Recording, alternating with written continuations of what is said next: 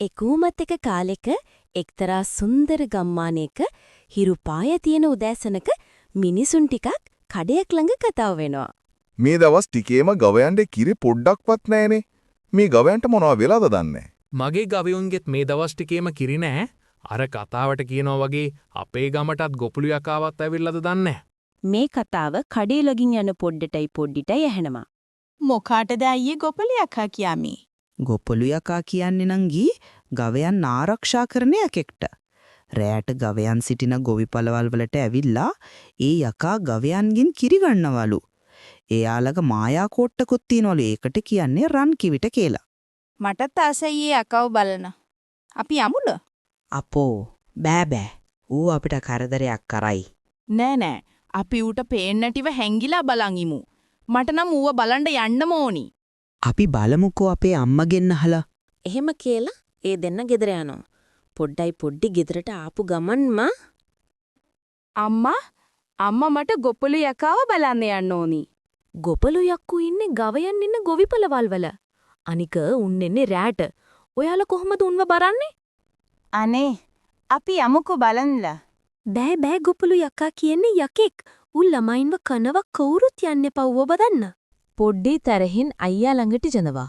අයියා මට ගොපළු යකාව බලන්නම ඕනි. නංගි අම්මා එපා කියන්නේ එපා නිසා. අපිට කරදරයක් වෙයි කියලා අපි එපා කියන දේවල් කරන්න හොඳ නැහැ. බෑ මට බලන්නම ඕනි. හරි.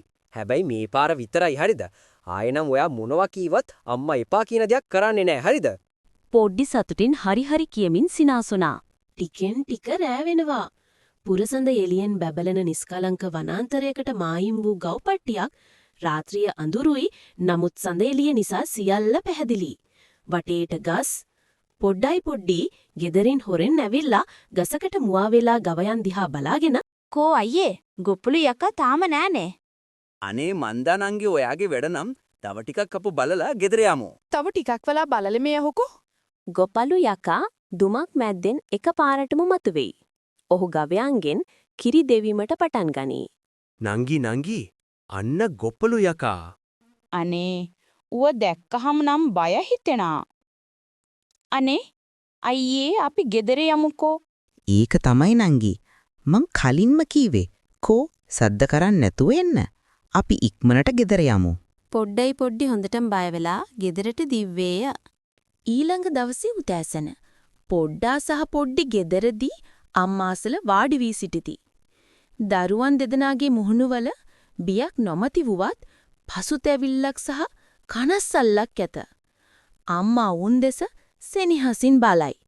පොඩ්ඩා සහ පොඩ්ඩි තමන් රැට ගොපළු යකා බැලීමට ගිය බවත් බියටපත් වූ බවත් අම්මාගෙන් සමාව ඉල්ලන බවත් අම්මාට පවසති. අම්මා වුන්ට ආදරෙන් කරුණාවෙන් කරුණු පහදා දෙයි.